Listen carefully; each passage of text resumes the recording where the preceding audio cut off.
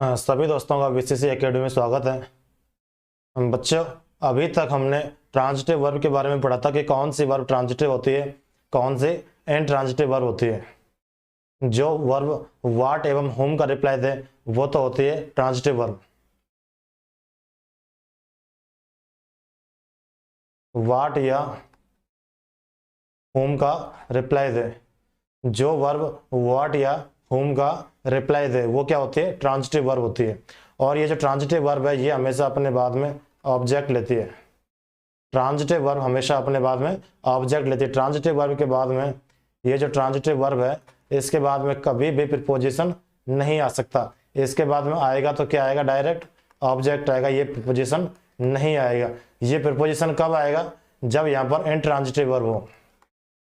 जब यहाँ पर इनट्रांजिटिव वर्ब हो तो यहाँ पर प्रीपोजिशन आएगा, फिर ऑब्जेक्ट आएगा।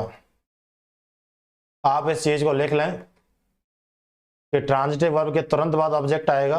ये मैंने लिखवा दिया यहाँ पर, ट्रांजिटिव वर्ब के तुरंत बाद ऑब्जेक्ट आएगा और इनट्रांजिटिव वर्ब के तुरंत बाद ऑब्जेक्ट नहीं आएगा। बीच में क्या आएगा दोस्तों, बीच में प्रीपोजिशन आएगा। ठीक है दोस्तों, तो हम हमारी जो वोकेब है उसको इस तरीके से स्टार्ट करने जा रहे हैं जिससे कि आपका कॉन्सेप्ट भी मजबूत हो और आपकी वोकेब भी मजबूत हो।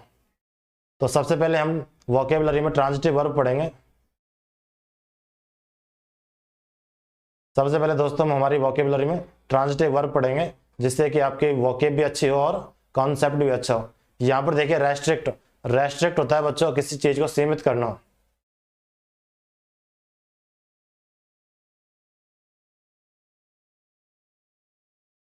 सीमित करना, सीमित करना, रेस्ट्रिक्ट। अब यहाँ पर हमारी जो वर्ब है वो है रेस्ट्रिक्ट, यानी कि सीमित करना। तो आप क्या पूछेंगे कि किसको, व्हाट या होम, किसको सीमित करना। तो यहाँ पर क्या हो सकता है, वो कोई अमाउंट भी हो सकता है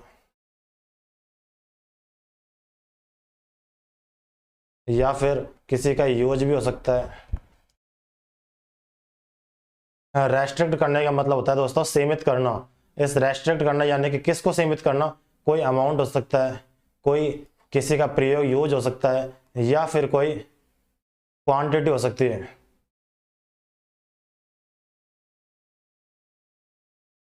क्वांटिटी यानी कि किसी चीज को सीमित करना, अमाउंट, यूज या क्वांटिटी। इसका हम एग्जांपल देखें तो देखिए दोस्तों, speed is restricted to 30 kilometre per hours in towns. इसका मतलब है कि जो स्पीड है इज रेस्ट्रिक्टेड यानी कि सीमित है टू 30 किलोमीटर पर आवर यानी कि 30 किलोमीटर प्रति घंटे इन टाउन्स यानी कि कस्बों में, शहरों में। तो यहाँ पर मैं आपको एक कॉन्सेप्ट और बता देता हूँ। ये जो एज है ये बी का रूप है। मैंने आपको बी के रूप बताए थे, is, am, are, was, were, being, been और बी। ये सभी दोस्तों क्या हैं, बी के रूप हैं। और इनके बाद में अगर कोई वर्ब आएगी तो वो एडजेक्टिव के रूप में आएगी। इनके बाद में अगर कोई आएगा तो क्या आएगा, वो एडजेक्टिव आ सकता है। इसके बाद में कोई वर्ब की फर्स्ट फॉर्म नहीं आ सकती। ठीक है दोस्तों, तो यहाँ पर ये जो रेस्ट्रिक्ट है, रेस्ट्रिक्ट देखिए दोस्तों ये ट्रांजिटिव वर्ब है। रेस्ट्रिक्ट क्या है, इस कॉन्सेप्ट को आप समझिए। आप इसको एक बार समझ जाएंगे तो आपकी इंग्लिश बहुत आसान हो जाएगी।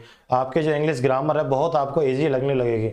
वो कैसे, ये देखिए कि जो रेस्ट्रिक्ट है ये ट्रांजिटिव वर्ब है और मैंने आपको पहले ही बताया था कि जो ट्रांजिटिव वर्ब होती हैं इनकी थर्ड फॉर्म, इनकी जो थर्ड फॉर्म होती है वो एडजेक्टिव का भी काम करती है। किसका काम करती है दोस्तों, ट्रांजिटिव वर्ब की थर्ड फॉर्म एडजेक्टिव का भी काम करती है। तो हमारे इंग्लिश में लगभग 90% शब्द ऐसे होते हैं जिनमें ईडी लगाने पर वो थर्ड फॉर्म बन जाती हैं। और अगर वह ट्रांजिटिव वर्ब है तो एडजेक्टिव अपने आप बन जाएगा। तो यहाँ पर ये देखिए रेस्ट्रिक्ट, मैं आपको जो पढ़ा रहा हूँ वो सभी सारे के सारे ट्रांजिटिव वर्ब भी पढ़ाऊंगा जिनकी थर्ड फॉर्म एडजेक्टिव का काम करेगी। तो ये देखिए स्पीड इज रेस्ट्रिक्टेड यानी कि स्पीड रेस्ट्रिक्टेड है, सीमित है to 30 kilometre per hour in towns. तो ये जो है बी का रूप है। एज क्या है दोस्तों, ये तो है बी का रूप है और इसके बाद में क्या आना चाहिए, एडजेक्टिव। बताइए क्या आना चाहिए, बी के बाद में एडजेक्टिव आना चाहिए या फिर एडजेक्ट बी के बाद में एडजेक्टिव आएगा, वर्ब की फर्स्ट में आएगी। तो इस आप बताएंगे कि बी के बाद जो आएगा वो एडजेक्टिव आएगा। क्या आएगा दोस्तों, बी के बाद एडजेक्टिव आएगा, वर्ब की फर्स्ट फॉर्म नहीं आएगी। तो ये हमारा कॉन्सेप्ट है, आप इसको अच्छी तरीके से लिख लें कि ट्रांजिटिव वर्ब की इसको किस तरीके से लिखेंगे। मैं आपको बता देता हूं कि ट्रांजिटिव वर्ब की थर्ड फॉर्म एडजेक्टिव का काम करती है। लिख लें आप इसको अपनी भाषा में, ट्रांजिटिव वर्ब की थर्ड फॉर्म एडजेक्टिव का काम करती है, और बी के बाद में हमेशा क्या आता है, एडजेक्टिव आता है। ठीक है, जैसे कि आई एम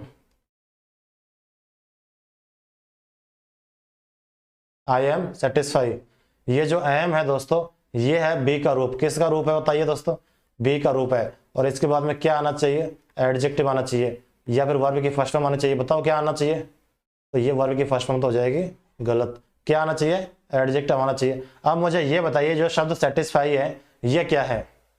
सेटिस्फाई दोस्तों वर्ब की फर्स्ट फॉर्म है, वर्ब की फर्स्ट फॉर्म है, और बी के बाद में क्या आता है, एडजेक्टिव आता है। तो मैंने आपको बताया था कि सेटिस्फाई एडजेक्टिव ज्ञात करने का फॉर्मूला, तुम गुड हो, तुम बैड हो, तुम कैसे हो। तो तुम गुड हो, तुम बैड हो, तुम सेटिस्फाई या सेटिस्फाइड हो। तो यहां पर आएगा सेटिस्फाइड, यहां पर वाई को हटा के IED लगा देंगे कि आई एम सेटिस्फाइड। तो ये हमारा कॉन्सेप्ट था दोस्तों, इसको आप ध्यान कर लें। वोकेबलरी के साथ साथ हम हमारा जो कॉन्सेप्ट है उसको बहुत अच्छी तरीके से मजबूत कर लेंगे। ये जो एग्जाम्पल हैं ये मैंने इसी तरीके से लिए हैं कि आपको वोकेबलरी भी याद हो, आपको नियम भी याद हो। अगर आपको लगता है कि मैं इनको जल्दी पढ़ा रहा हूं तो आप वीडियो को रोक लें और इनको अच्छी तरीके से नोट्स बना लें।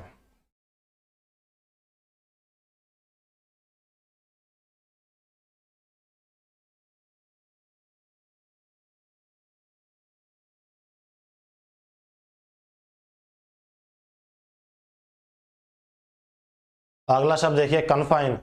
कन्फाइन होता है दोस्तों समथिंग या समवन। STH इसको बोलते हैं समथिंग। मैं एक बार फुल फॉर्म बता देता हूं, समथिंग यानी कि किसी चीज को, और एक होता है समवन। कन्फाइन होता है सीमित करना, कन्फाइन करना या किस, हमने ये देखा था यहां पर, ये तो हो गया था अमाउंट या फिर किसी चीज का यूज या फिर किसी चीज की क्वांटिटी। किसी चीज का अमाउंट, यूज या क्वांटिटी हो तो उसको हम रेस्ट्रिक्ट करते हैं। जैसे कि यहाँ पर दोस्तों स्पीड है, स्पीड क्या है, एक अमाउंट है, इसको एक हम अमाउंट कह सकते हैं। तो स्पीड को हम क्या करेंगे, रेस्ट्रिक्ट करेंगे, ना कि कन्फाइन। स्पीड इज कन्फाइंड, ये गलत हो जाएगा। कन्फाइन करते हैं हम किसी एरिया को, तो कन्फाइन समथिंग यानी कि सीमित करना। तो ये किसका जवाब दे रहा है, कन्फाइन करना, सीमित करना। तो आप कहेंगे किसको, किसको सीमित करना, तो ये एक ट्रांजिटिव वर्ब है, कन्फाइन ट्रांजिटिव वर्ब है। आगे देखें, कन्फाइन किसको, एरिया को, इसका मतलब दोस्तों सीमित करना ही है। कन्फाइन का मतलब भी सीमित करना ही है। इसका मतलब है किसको सीमित करना, एरिया को सीमित करना, किसी चीज को एरिया विशेष के भीतर सीमित करना, एरिया विशेष के भीतर।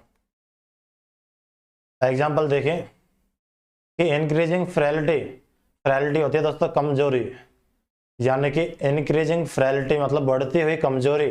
मींट दैट यानी कि मींट का मतलब है मतलब, मींट का मतलब है, मींट का अर्थ क्या है, मतलब।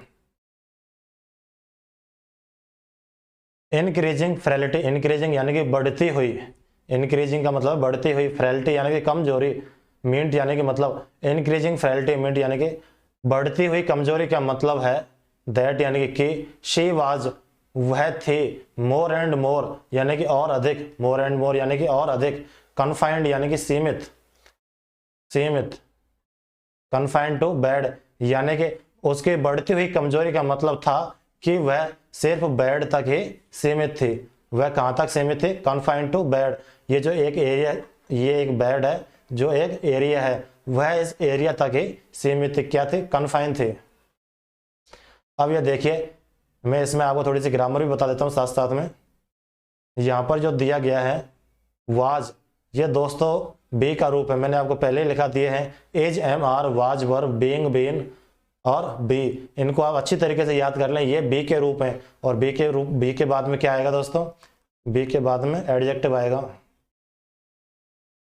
ये देखिए दोस्तों, वाज है बी का रूप, ये तो हो गया बी का रूप। अब इसके बाद में क्या आएगा, एडजेक्टिव। ये जो कन्फाइन है इसमें ईडी लगा देंगे, इसमें ई तो ऑलरेडी लगा हुआ है, सिर्फ डी लगा के इसका एडजेक्टिव बन जाएंगे। तो बी के वाज कन्फाइंड। अगर हम इसके, ये एग्जाम में आ जाता दोस्तों, एग्जाम में किस तरीके से आता मैं आपको बताऊं। यहां तक तो देखिए दोस्तों ए ऑप्शन हो गया, यहां तक दोस्तों बी ऑप्शन हो गया, यहां तक हो गया सी ऑप्शन, और डी ऑप्शन हो गया नो एरर। तो बताइए इस कन्फाइन की जगह आ जाता कन्फाइन, क्या आ जाता इसकी जगह, कन्फाइन, कन्फाइन आ जाता। तो इसमें एरर हम क्या करते, सी ऑप्शन में हम एरर कर देते। क्यों कर देते, क्योंकि हमें पता है दोस्तों कि इस वाज के बाद में हमेशा एडजेक्टिव आता है, वाज के बाद में कभी भी वर्ब की फर्स्ट फॉर्म नहीं आती। और ये जो कन्फाइन है इसका मतलब है सीमित करना, ये दोस्तों वर्ब की फर्स्ट फॉर्म है। ये क्या है दोस्तों, वर्ब की फर्स्ट फॉर्म है, ठीक है। तो इस चीज को भी आप अच्छी तरीके से समझ लें। बी के बाद में हमेशा क्या आता है, एडजेक्टिव। वो तो देखिए दोस्तों सिंपल रूम है, जैसे कि आई एम गोइंग। अब आप कहेंगे कि यहाँ पे सर आईएनजी फॉर्म आ रही है। देखो दोस्तों वो तो बिल्कुल जनरल फॉर्म है, वो तो आता ही आता है, लेकिन उसके अलावा आईएनजी फॉर्म के अलावा हमेशा क्या आता है, बी के बाद में एडजेक्टिव आता है। मोर एंड मोर यानी कि और अधिक, इसका अर्थ आप समझ गए। अगला देखें प्रोहिबिट है, प्रोहिबिट यानी कि रोकना, प्रतिबंधित कर देना। प्रोहिबिट का मतलब है रोकना या प्रतिबंधित कर देना। मैं दोस्तों इसको इरेज कर रहा हूं, इसको आप लिख लें। जैसे ही हमारा एक शब्द हो जाए उसको आप तुरंत लिख लें।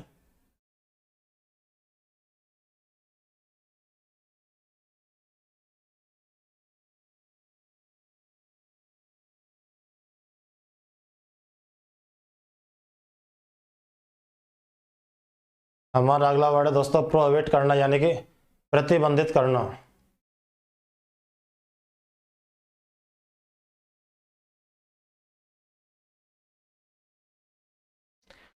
ये देखिए, ये क्या है दोस्तों, प्रोहिबिट।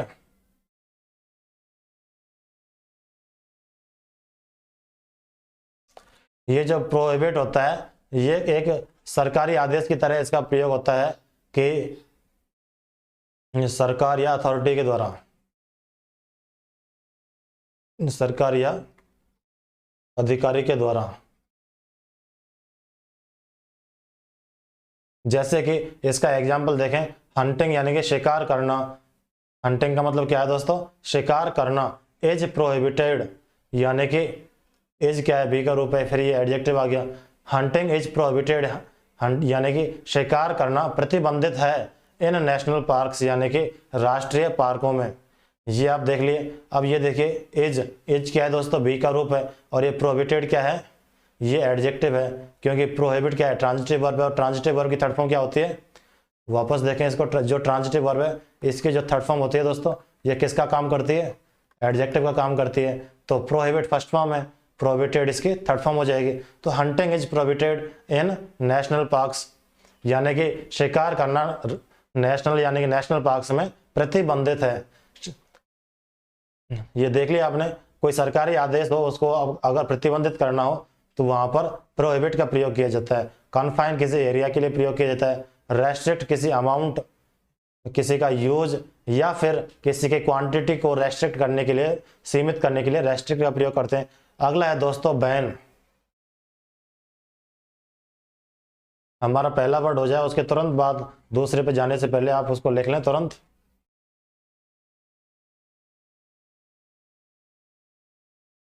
ये देखिए दोस्तों बैन, बैन का मतलब क्या होता है,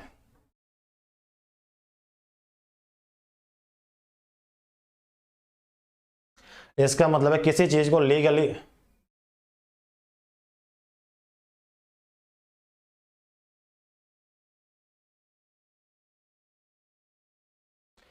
बैन का मतलब है दोस्तों किसी चीज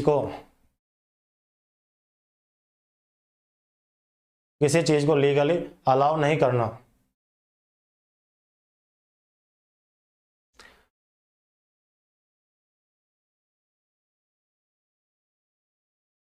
किसी चीज को लीगली अलाउ नहीं करना।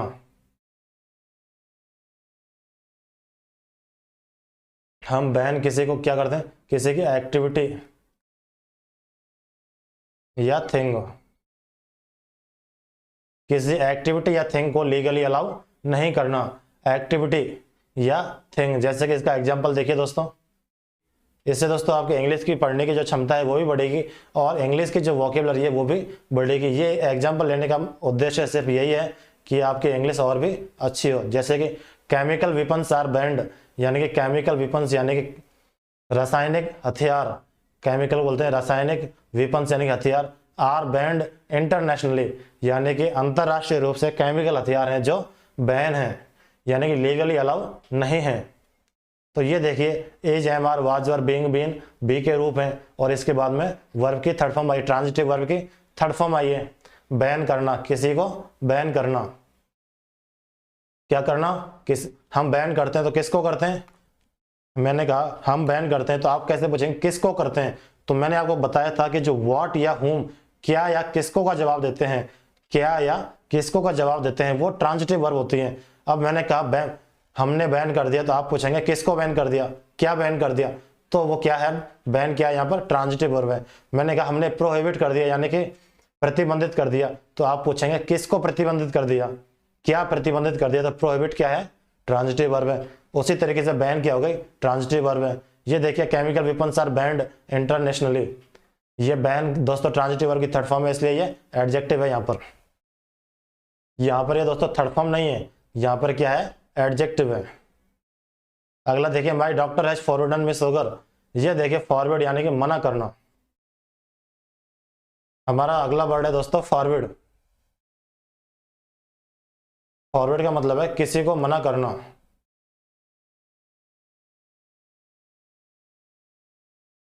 फॉरवर्ड का मतलब है दोस्तों किसी को मना करना, किसी को कुछ करने से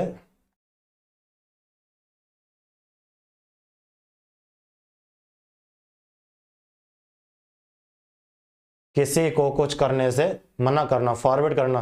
ये देखिए my doctor has forbidden me sugar, यानी कि मेरे डॉक्टर ने, माय डॉक्टर यानी कि मेरे डॉक्टर ने, हैज फॉरवर्डन, ये कोई बी का रूप तो है नहीं, ये क्या है, हैज है, प्रेजेंट परफेक्ट।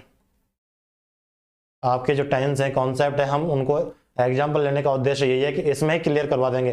हालांकि मैं आपको टेंस अलग से पढ़ाऊंगा, डिटेल में पढ़ाऊंगा, लेकिन यहाँ पर आप देखें my doctor has forbidden me sugar, यानी कि मेरे डॉक्टर ने, हैज फॉरवर्डन, ये प्रेजेंट परफेक्ट है, प्रेजेंट परफेक्ट है। प्रेजेंट परफेक्ट के बाद में वर्ब की थर्ड फॉर्म आती है। क्या आता है दोस्तों, प्रेजेंट परफेक्ट के बाद में वर्ब की थर्ड फॉर्म आती है, तो फॉरवर्डन, फॉरवर्डन दोस्तों वर्ब की थर्ड फॉर्म है। तो यहाँ पर माय डॉक्टर हैज फॉरवर्डन में शुगर, फॉरवर्डन यानी कि मना करना, किसी को कुछ करने से मना करने के लिए किसका प्रयोग करते हैं, फॉरवर्ड। फॉरवर्ड दोस्तों वर्ब के फर्स्ट फॉर्म है। यहाँ पर ई एन लगाया है तो यहाँ पर डबल डी हो जाएगा, FORBI आप इसको देखें, स्पेलिंग एरर भी आती है कई कई बार ऐसे, स्पेलिंग एरर में क्या आता है, FORBIDEN, ये आ गया ऑप्शन में, तो आप उस टाइम क्या कंफ्यूज हो जाते हैं। तो आप इसको ध्यान करें कि यहाँ पर जो डी है वो डबल आया है, forbidden. My doctor has forbidden me sugar, यानी कि मेरे डॉक्टर ने, हैज फॉरवर्डन यानी कि मना किया है, मना किया है। प्रेजेंट परफेक्ट में क्या होता है दोस्तों, किया है, या फिर चुका है, चुकी है, यानी कि लास्ट में जो साउंड आता है वो किसका आता है, आ है, ई है, या फिर ए है।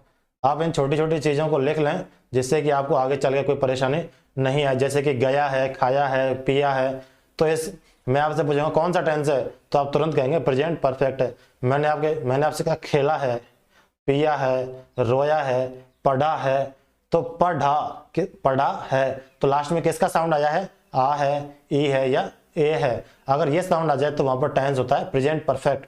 और प्रेजेंट परफेक्ट की हेल्पिंग वर्ब होती है दोस्तों हैज है। आप लिख लें प्रेजेंट परफेक्ट, प्रेजेंट परफेक्ट, इसकी जो हेल्पिंग वर्ब है वो होती है दोस्तों हैज और हैव।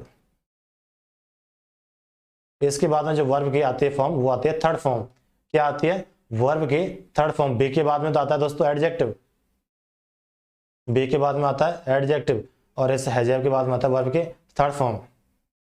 दोस्तों जो ट्रांजिटिव वर्ब है उनकी थर्ड फॉर्म एडजेक्टिव होती है, लेकिन एडजेक्टिव थर्ड फॉर्म होना, एडजेक्टिव थर्ड फॉर्म हो ये कोई जरूरी नहीं है, इसलिए आप इस चीज को समझें। तो ये देख लिया आपने, फॉरवर्ड यानी किसी को कोई चीज करने से मना करना। तो हमारा एक एक जो शब्द है वो हो चुका है। इसी तरीके से हम आज 5 शब्द करेंगे।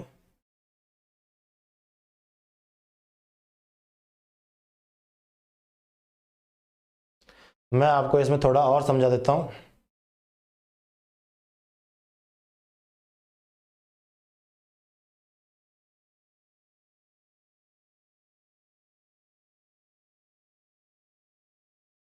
ये जो चीज है ये सारे की सारी किसका जवाब दे रही है, व्हाट या whom का।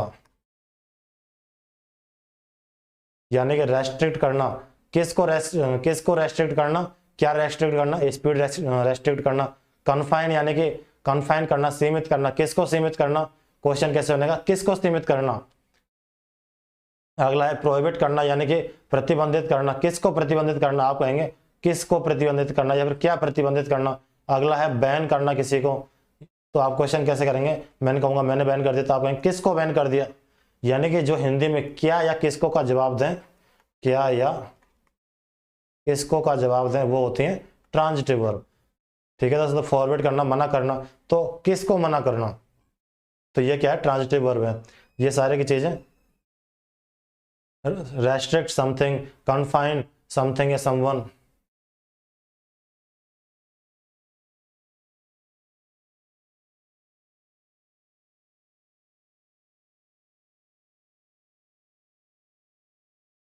मैंने दोस्तों आपको एक कॉन्सेप्ट बताया था, इसको आप और थोड़ा सा देखें, मैं इसको थोड़ा रिवाइज करवा देता हूं। मैंने आपको बताया था दोस्तों कि ट्रांजिटिव वर्ब के बाद में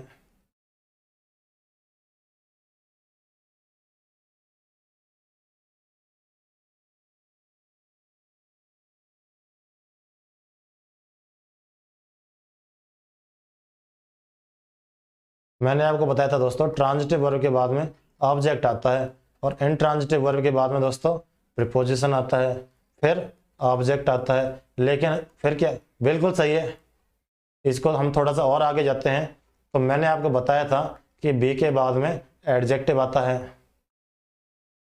अगर यहाँ पर कोई ऑब्जेक्ट आएगा तो बीच में किसको आना पड़ेगा, फिर यहाँ पर प्रीपोजिशन आएगा दोस्तों। ठीक है, इस चीज़ को आप अच्छी तरीके से लिख लें, क्योंकि इन चीज़ों के ऊपर ये बहुत ही बेसिक है इंग्लिश का। अगर ये चीज़ें आपको आती हैं तो इंग्लिश बहुत आसान हो जाती है।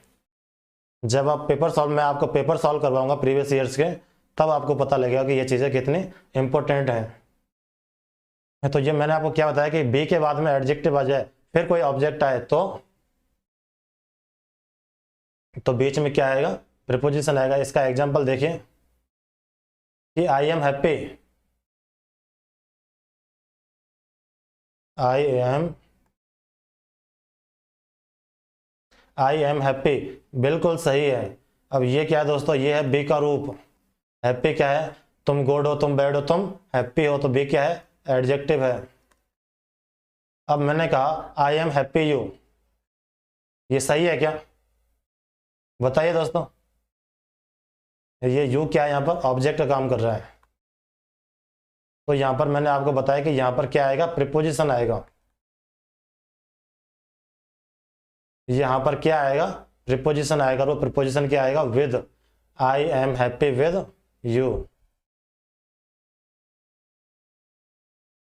जैसे कि एक और देखें, he is satisfied,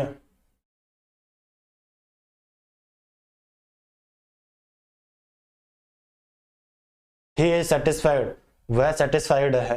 he is satisfied है, वह सेटिस्फाइड है, वह संतुष्ट है। अब यहाँ पे यू और दे दिया, तो ये सेंटेंस गलत है।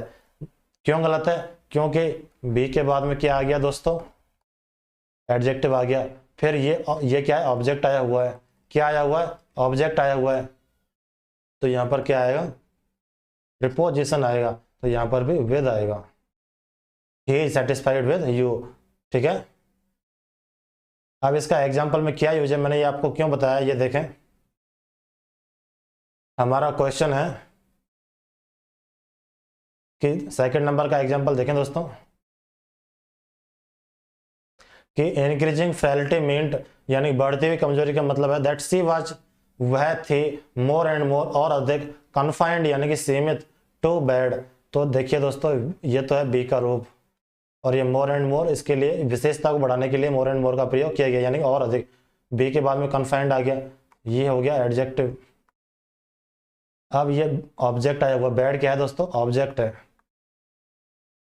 ठीक है। अब एडजेक्टिव के तुरंत बाद ऑब्जेक्ट ऑब्जेक्ट आ सकता है क्या, नहीं आ सकता, बीच में क्या आएगा, प्रीपोजिशन आएगा।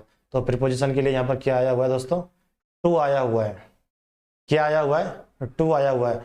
तो she was more and more confined to bed, ये इस तरीके से हो जाएगा।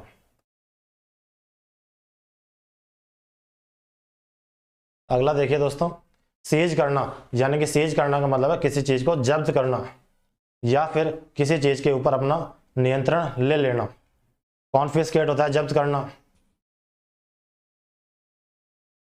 कॉन्फिस्केट जब्त करना, सीज जब्त करना। अब इनका यूज कैसे कैसे होता है उसको देखें थोड़ा।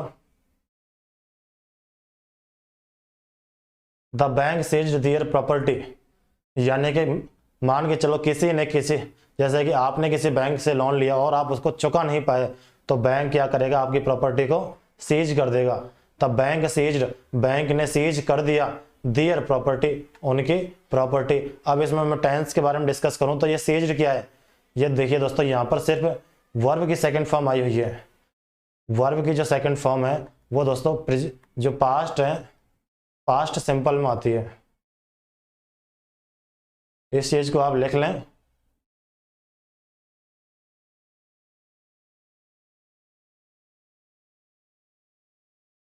इस चीज को लिख लें कि जो वर्ब की सेकंड फॉर्म आती है, जहां कोई भी हेल्पिंग वर्ब नहीं आई हो, वहां सिर्फ वर्ब की सेकंड फॉर्म आई है सेंटेंस में, तो वो टेंस होता है पास्ट सिंपल।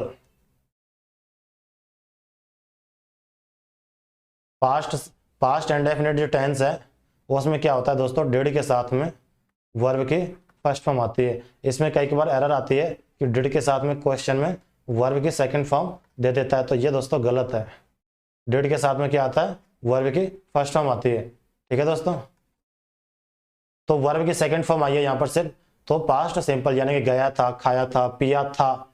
मैं कहूँ गया है, पिया है, खाया है, तो प्रेजेंट परफेक्ट, प्रेजेंट परफेक्ट। मैंने आपको बताया आ है, ई है, ए का साउंड है, तो प्रेजेंट परफेक्ट।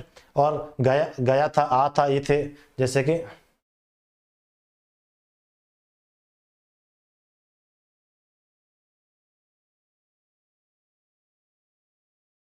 गया था, गए थे, गया था, इस तरीके के वो आ जाए ये उच्चारण लास्ट में, तो फिर पास्ट सिंपल होगा।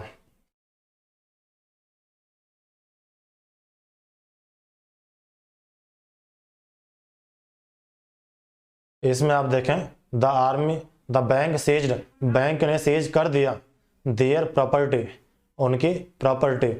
तो यहां पर अर्थ क्या आएगा, बैंक ने सीज कर दिया।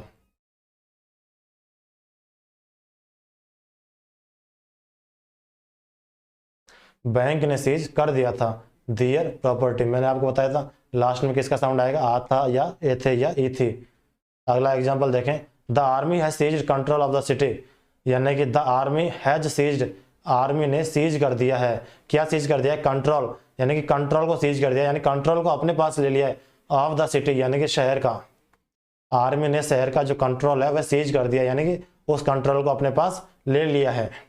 द आर्मी हैज सीज्ड, मैंने आपको बताया था हैज और हैव है, ये प्रेजेंट परफेक्ट की हेल्पिंग वर्ब है, और प्रेजेंट परफेक्ट में हैज हैव के बाद में क्या आता है,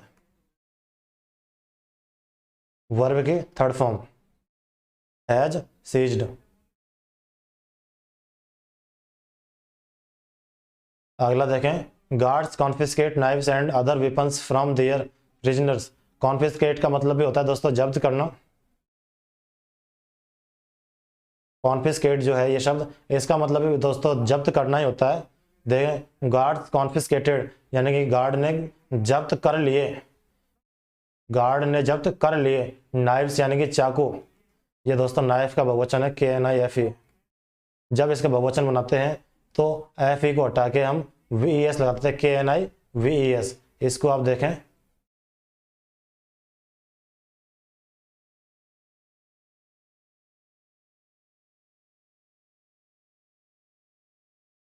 नाइफ, ये तो है सिंगुलर,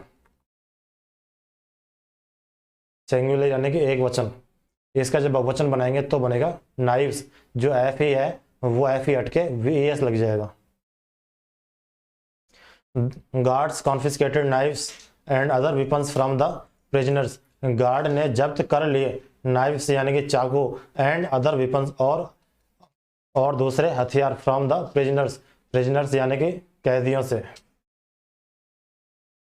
अगला देखें, रिफ्यूट, हमारा अगला शब्द है रिफ्यूट। रिफ्यूट का मतलब है दोस्तों खंडन करना, रिफ्यूट का मतलब है खंडन करना।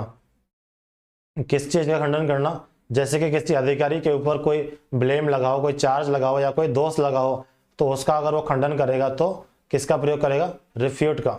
Refute the blame, refute charge, refute accusation. जैसे कि she refutes the allegations against her, यानी कि उसने रिफ्यूट कर दिया यानी कि खंडन कर दिया, उसके ऊपर जो आरोप लगे थे, लगे हुए आरोप का क्या कर दिया? खंडन कर दिया। सी रिफ्यूटेड, उसने खंडन कर दिया।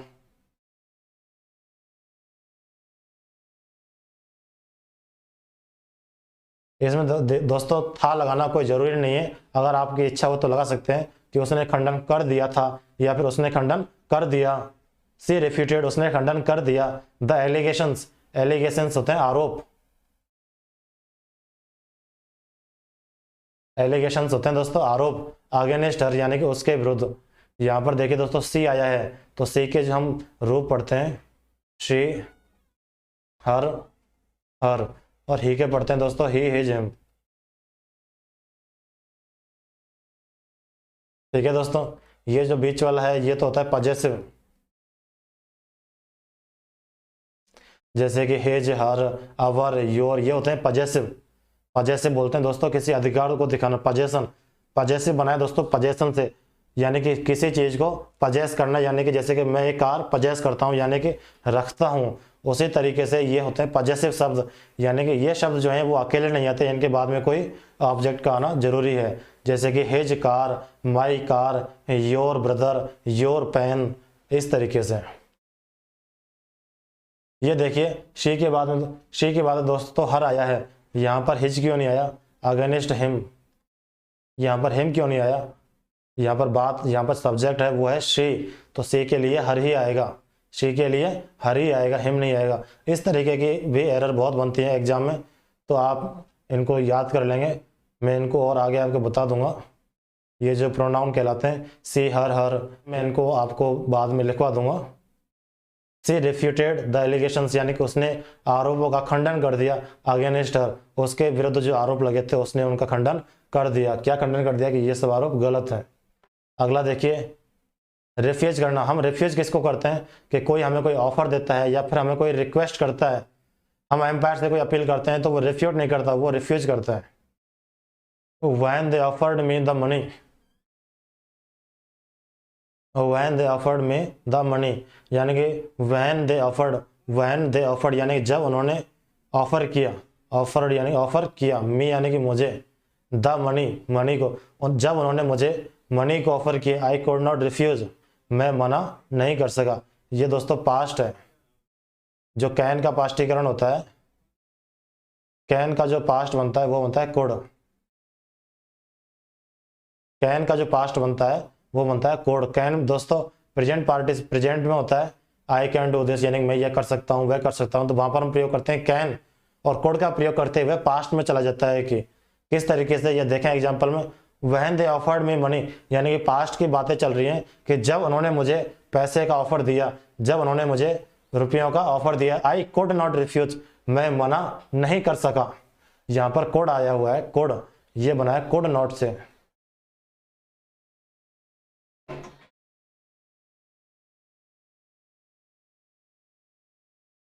कोड नॉट से इसको बोलते हैं कोडंट, यानी कि could not refuse. When they offered me, जब उन्होंने मुझे ऑफर किया, द मनी यानी कि जब उन्होंने मुझे पैसा ऑफर किया, आई कोड नॉट रिफ्यूज, मैं मना नहीं कर सका। इस चीज को आप समझ गए, कैन का जब पास्ट में बात चलेगी तो कैन का क्या हो जाएगा, कुड, और जब कैन की बात होगी तो कैन हमेशा प्रेजेंट में रहता है, कैन प्रेजेंट में होता है।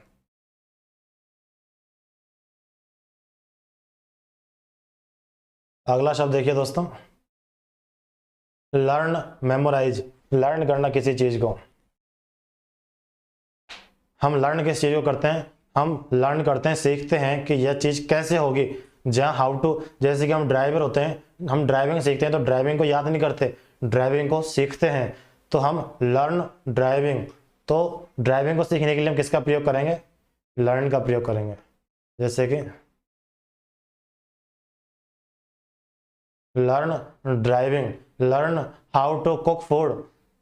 ये देखिए जहाँ पर हाउ टू का मतलब आ जाए, हाउ टू का मतलब कैसे, यानी कि कैसे ड्राइविंग की जाती है, कैसे खाना पकाया जाता है, वहाँ पर हम जब मेथड को सीखने की बात होती है, मेथड को, ड्राइविंग करने का मेथड, खाना पकाने का मेथड, तो वहाँ पर हम जो सीखते हैं उसके लिए हम प्रयोग करते हैं लर्न का। और जब हम किसी चैप्टर को या फिर कोई फैक्ट या कोई इन्फॉर्मेशन याद करते हैं उसको बोलते हैं मेमोराइज करना, मेमोराइज करना यानी कि याद करना। लर्न को बोलते हैं सीखना, लर्न होता है सीखना, मेमोराइज यानी कि याद। ये जो दोस्तों रिमेंबर है, रिमेंबर होता है याद करना, इसका मतलब भी है याद करना। किस चीज़ को याद करना, कि कोई इंपॉर्टेंट इवेंट हो या फिर कोई इंपॉर्टेंट पर्सन हो, जैसे कि उसकी शादी 2015 में हुई तो क्या है वो एक इंपॉर्टेंट इवेंट है, तो हम उसको क्या करेंगे, जैसे कि किसी की शादी 2015 में हुई है तो हम उसको क्या करेंगे, रिमेंबर करेंगे।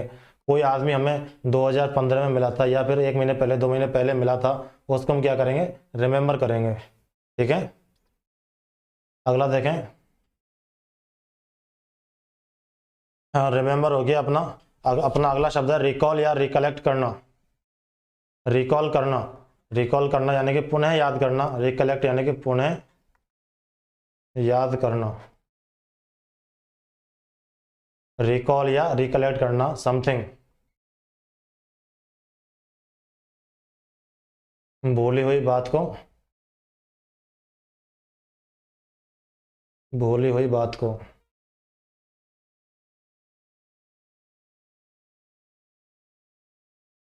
भूली हुई बात को पुनः, भूली हुई बात को पुनः रिकॉल करना या रिकलेक्ट करना। अगला है रिमाइंड करना। रिमाइंड करना होता है दोस्तों किसी को याद दिलाना, रिमाइंड करना यानी कि किसी को किसी चीज की याद दिलाना।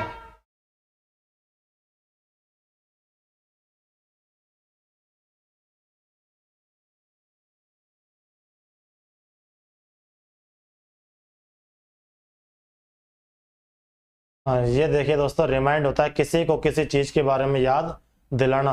और यहां पर मैंने जो इंपोर्टेंटली एक मार्क किया है वो दोस्तों ये है कि someone of something. Someone of something का मतलब है दोस्तों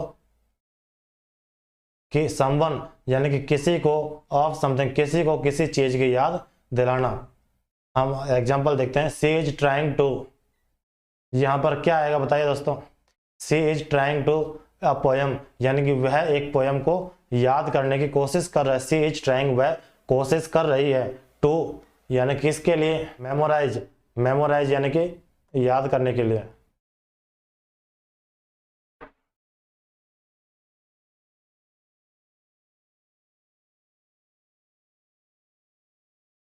तो यहां पर आएगा दोस्तों memorise.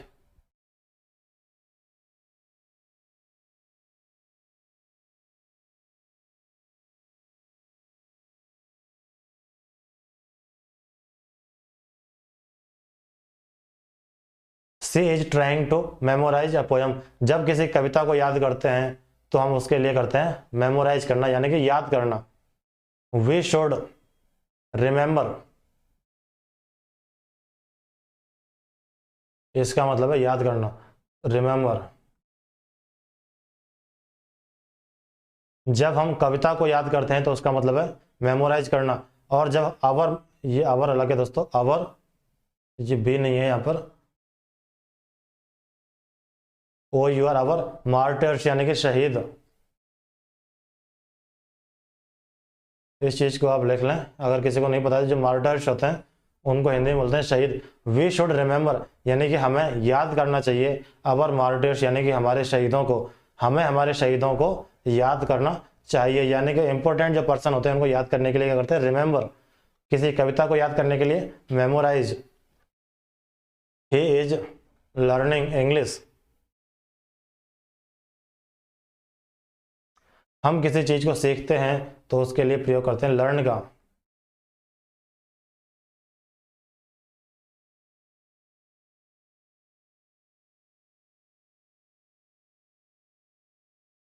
He is learning English, यहां पर आईएनजी आएगा। ही इज लर्निंग, वह सीख रहा है। क्या सीख रहा है, इंग्लिश। यहां पर देखिए आईएनजी के बाद में तुरंत ऑब्जेक्ट आया हुआ है, सही है। ये एडजेक्टिव तो है नहीं, ये आईएनजी फॉर्म में ऑब्जेक्ट आएगा। अगला देखिए आई एम ट्राइंग। ये देखिए मैंने आपको बताया था जब पुनः याद करते हैं, जब हम कोई बोली हुई चीज को पुनः याद करते हैं तो उसके लिए करते हैं recall. I am trying to recall, recall या recollect. I am trying to recall या रिकलेक्ट योर नेम, यानी कि मैं तुम्हारा नाम रिकॉल करने की कोशिश कर रहा हूँ, यानी कि मैं तुम्हारा नाम भूल गया हूँ और याद करने की कोशिश कर रहा हूँ, तो उसको बोलते हैं रिकॉल करना या रिकलेक्ट करना, पुनः याद करना। अगला देखिए आई रिमाइंड, रिमाइंड यानी कि याद दिलाना। I remind, REMIND, I remind Mohan, मैंने मोहन को याद दिलाया ऑफ हिज एग्जाम। ये रिमाइंड है दोस्तों, ऑफ प्रपोजिशन लेता है अपने ऑब्जेक्ट के बाद में। आई रिमाइंड मोहन, मैंने मोहन को याद दिलाया ऑफ हिज एग्जाम टुमारो, यानी कि मैंने मोहन को याद दिलाया कि कल उसकी एग्जाम है। ठीक है दोस्तों, आप इन एग्जाम्पल को अच्छी तरीके से देख लें। ये एग्जाम्पल मैंने आपको इसी तरीके इसीलिए लिखवाए हैं कि आप इनका हिंदी अर्थ भी करें, आप इनमें जो वोकेबलरी पढ़ाई है उसको यूज भी करें, जिससे कि आपकी वोकेब भी अच्छी हो और हिंदी अर्थ करने की जो कैपेबिलिटी है वो भी अच्छी हो। अगला शब्द देखें स्कॉल्ड। स्कॉल्ड होता है दोस्तों डांटना, अपब्रेड करना, यानी कि ये भी डांटना होता है, अपब्रेड करना। अपब्रेड का प्रयोग दोस्तों कहाँ करते हैं कि जहां अपने पर्सनल रिलेशन होते हैं।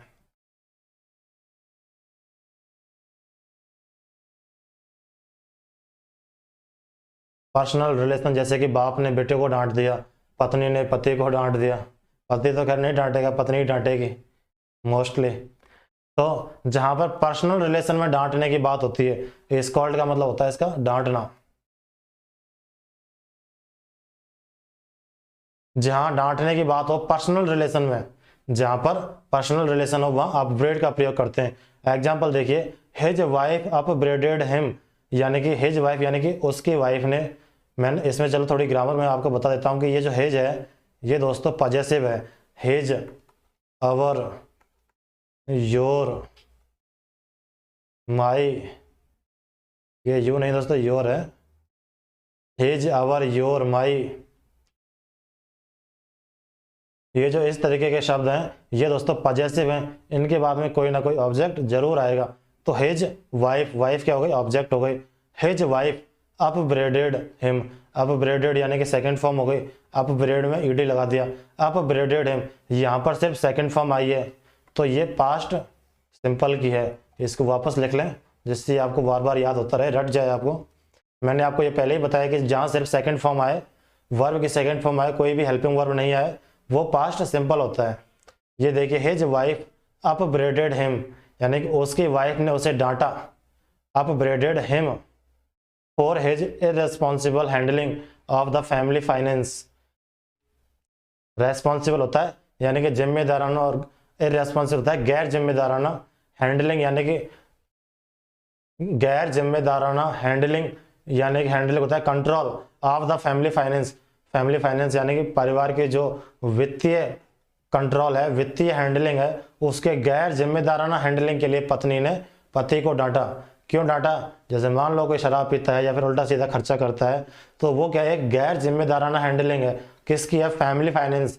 फैमिली फाइनेंस बोलते हैं फैमिली का जो वित्तीय मामला है उसकी पति क्या करता है, गैर जिम्मेदाराना उसको हैंडल करता है, इसलिए पत्नी ने पति को डांटा।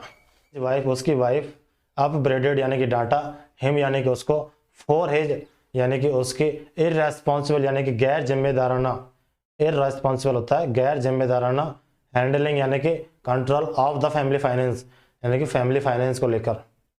अगला देखें रेप्रीमेंड, रेप्रीमेंड का मतलब होता है दोस्तों डांटना।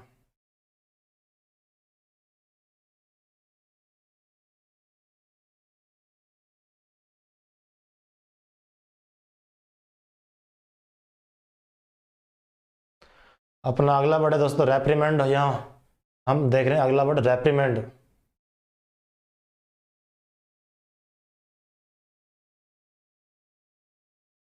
रेप्रीमेंड समवन यानी कि रेप्रीमेंड समवन किसी को फटकार लगाना किसी अथॉरिटी के द्वारा।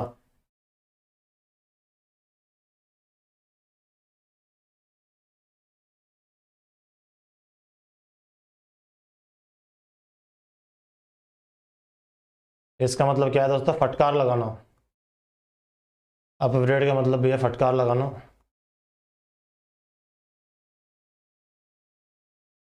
फटकार लगाना है डांटना। रेप्रीमेंड का भी मतलब है कि फटकार लगाना, ये होता है किसी अथॉरिटी के द्वारा, किसी अथॉरिटी के द्वारा।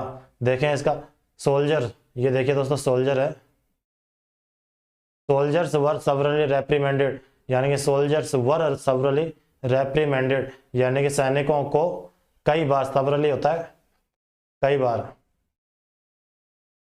रेप्रीमेंडेड यानी कि डांटा गया। अब यहाँ पर एक कॉन्सेप्ट है दोस्तों, मैं आपको वो समझा देता हूँ। सोल्जर्स जैसे कि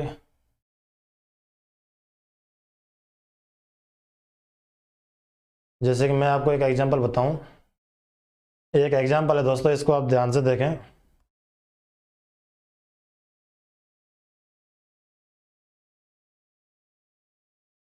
आई प्रिपेयर टी यानी कि मैं चाय तैयार करता हूं, मैं चाय बनाता हूं। तो इसका जब पैसिव बनेगा तो कैसे बनेगा, ये तो है दोस्तों एक्टिव, यानी कि यहां पर आई प्रिपेयर टी यानी कि मैंने चाय बनाई। और अगला इसका पैसिव बनाएंगे तो कैसे बनेगा, जो ऑब्जेक्ट है उसको पहले ले आएंगे और जो ये अपना सब्जेक्ट है इसको ऑब्जेक्ट बना देंगे। T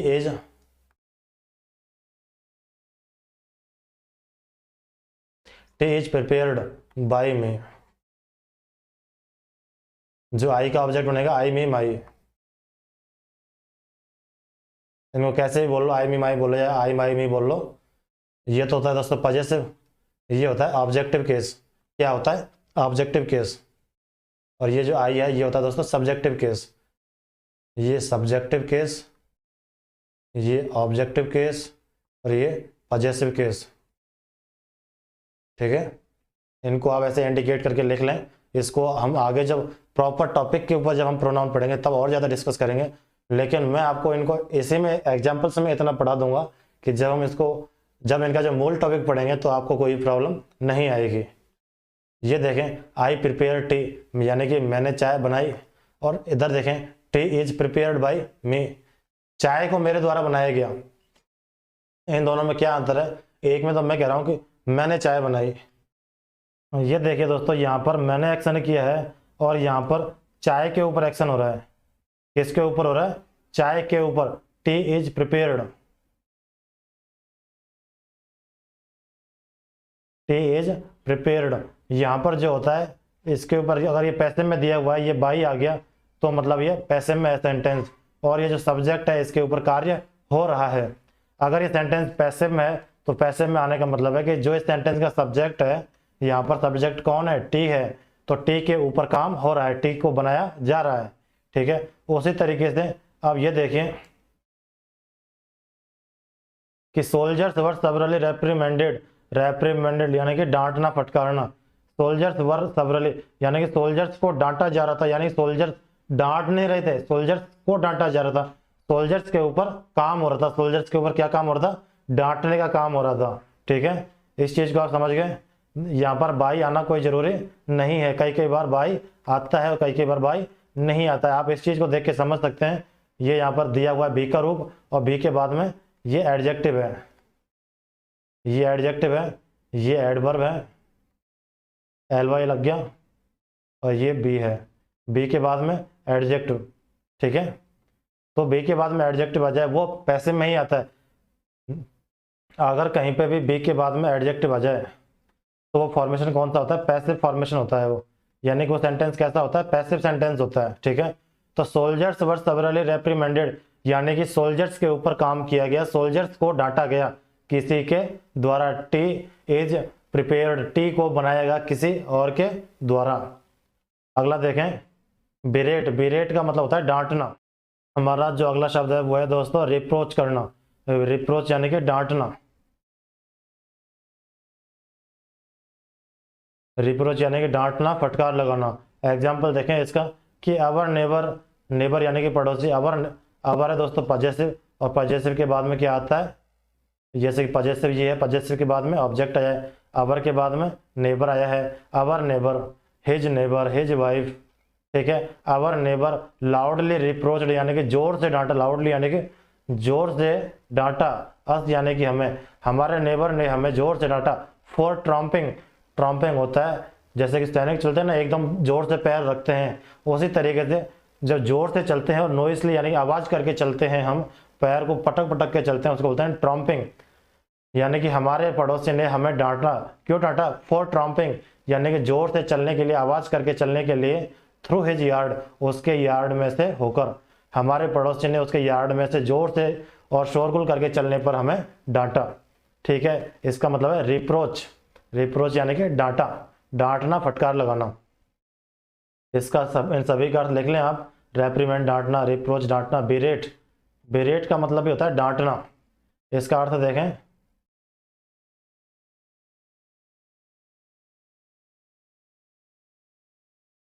our, there is no need to berate someone for making a mistakes during the first day on the job। berate का मतलब होता है डांटना, berate का मतलब क्या होता है दोस्तों, डांटना। अब इसका देखें यूज, देखें सेंटेंस में, देयर इज नो नीड, यानी कि यहाँ कोई आवश्यकता नहीं है, या फिर कोई आवश्यकता नहीं है। देयर इज नो नीड का मतलब है कोई आवश्यकता नहीं है। देयर यानी कि यहाँ, इज माने है, नो यानी कि नहीं, नीड यानी कि आवश्यकता। इसको हम ऐसे बोलेंगे कि यहाँ कोई आवश्यकता नहीं है, ऐसे नहीं कि कोई आवश्यकता नहीं है, कैसे बोलेंगे, देयर इज नो नीड मतलब कोई आवश्यकता नहीं है। टू बिरेट, आप इनको अगर नहीं आता है तो आप इनको लिख लें, देयर इज नो नीड का मतलब है कोई आवश्यकता नहीं है।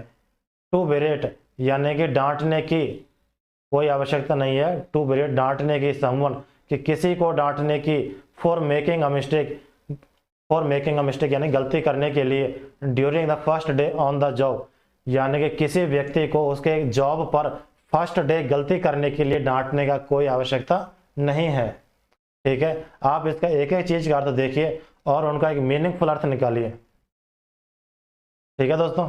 तो बेरेट का मतलब हो गया डांटना, स्कॉल्ड का मतलब भी है डांटना, स्कॉल्ड का मतलब होता है डांटना।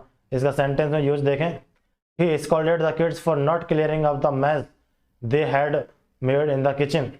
ये जो स्कॉल्ड है दोस्तों, इसको हम जनरली यूज करते हैं फॉर्मल इंग्लिश में, इसको हम जनरली यूज करते हैं, जनरली यानी फॉर्मली यूज करते हैं। ही स्कॉल्डेड यानी कि उसने डांटा, स्कॉल्डेड देखिए क्या है, ये वर्ब की सेकंड फॉर्म है, मतलब पास्ट सिंपल। आप हर एग्जाम्पल के नीचे इनको लिखें जहां पर कोई हेल्पिंग वर्ब नहीं आए, सिर्फ वर्ब की सेकंड फॉर्म आए, जहां पर आपको ईडी वगैरह दिख जाए और कोई हेल्पिंग वर्ब जैसे कि is am are, was were, has है, इस तरीके का कोई वाज वर्ब, कोई सेंटेंस नहीं आया, कोई हेल्पिंग वर्ब नहीं आया, सिर्फ सेकंड फॉर्म आए, तो आप पहचान जाएंगे कि ये पास्ट सिंपल का सेंटेंस है।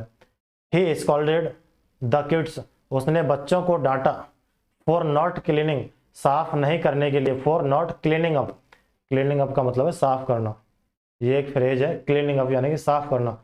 ही scolded the kids for not cleaning up, cleaning up the mess, किसको क्लीन करने के लिए, क्लीनिंग अप द मैस, यानी कि उसने बच्चों को डांटा किस लिए, for not clearing up the mess, mess को साफ नहीं करने के लिए। They had made in the kitchen, जो उन्होंने किचन में बनाया था और वो उन्होंने साफ नहीं किया था, इसलिए उसने बच्चों को डांटा। तो ये हो गया हमारा स्कॉल्ड का यूज। अगला शब्द देखें, हमारा अगला शब्द है टेल ऑफ, टेल ऑफ। ये देखें हमारा जो अगला शब्द था टेल ऑफ, टेल ऑफ का मतलब है डांटना। Tell him off for his arrogance, यानी कि टेल टोल्ड हिम ऑफ, ये देखिए टेल की सेकंड फॉर्म होती है टोल्ड। तो इसमें देखिए डायरेक्ट सेंटेंस बनाया है, टोल्ड हिम ऑफ यानी कि उसको डांटा।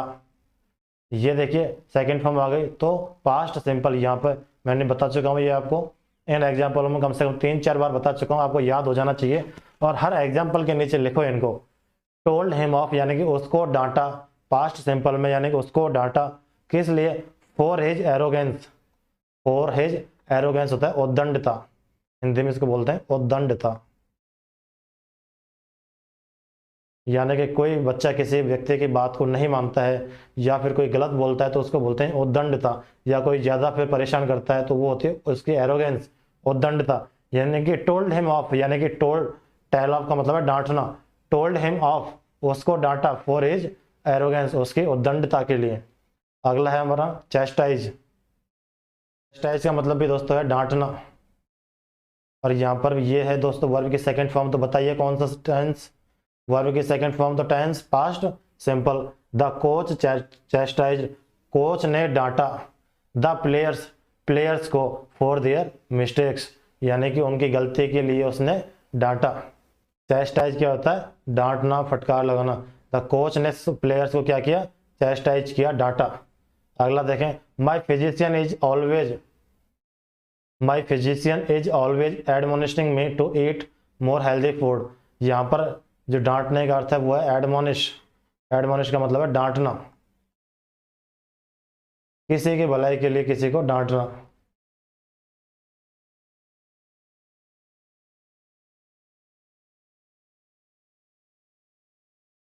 ठीक है दोस्तों, तो माई फिजिशियन, मेरा फिजिशियन, इज ऑलवेज एडमोनिशिंग यानी कि हमेशा मुझे डांटता है या डांट रहा है, मी मुझे डांटता है, टू ईट खाने के लिए, मोर हेल्दी फूड्स यानी कि मेरा जो फिजिशियन है वो हमेशा मुझे हेल्दी फूड खाने के लिए डांटता है।